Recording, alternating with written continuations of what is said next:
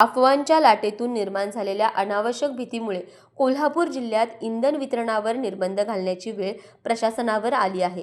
प्रत्यक्षात पुरेसा साठा उपलब्ध असतानाही नागरिकांनी मोठ्या प्रमाणात पेट्रोल पंपाकडे धाव घेतल्याने मागणी आणि पुरवठ्यात तफावत निर्माण झाली आहे. परिणामी जिल्हाधिकारी अमोल येडगे यांनी आपत्ती व्यवस्थापन व जीवनावश्यक वस्तू कायद्याअंतर्गत तात्पुरते निर्बंध लागू करत परिस्थिती नियंत्रणात आणण्याचा प्रयत्न केला आहे. नव्या आदेशानुसार दुचाकी वाहनांसाठी केवळ 200 रुपयांपर्यंत तर रिक्षा व चारचाकी वाहनांसाठी जास्तीत जास्त 2000 पर्यंतच इंधन देण्यात येणार आहे.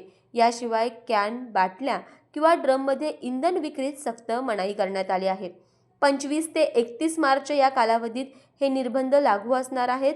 त्याचे काटेकोर पालन करण्याचे निर्देश देण्यात आले आहेत. बुधवारी पहाटेपासूनच शहर व जिल्ह्यातील अनेक पेट्रोल पंपावर वाहनधारकांच्या लांबच लांब रांगा पाहायला मिळाल्या. टाकी फुल करण्याच्या मानसिकतेमुळे काही ठिकाणी दुपारपर्यंत इंधन साठा संपल्याची स्थिती निर्माण झाली. रांगेत पुढे जाण्यावरून वाहनधारकांमध्ये वादावादीचे प्रकार घडले. त्यामुळे काही ठिकाणी तणावपूर्ण वातावरण निर्माण झाले. या पार्श्वभूमीवर प्रशासनाने अत्यावश्यक सेवांना प्राधान्य देण्याचा निर्णय घेतला आहे. रुग्णवाहिका व इतर जीवनावश्यक सेवांसाठी संबंधित वाहनांना प्रथम इंधन पुरवठा केला जाणार आहे. तसेच प्रत्येक पेट्रोल पंपावर उपलब्ध साठा, प्राप्ती आणि मागणी यांची माहिती दर्शनी फलकांवर लावणे बंधनकारक करण्यात आले आहे. नियमांचे उल्लंघन करणाऱ्यावर कठोर कारवाई करण्याचा इशाराही देण्यात आला आहे. या संपूर्ण परिस्थितीत नागरिकांची भूमिका अत्यंत महत्त्वाची ठरते.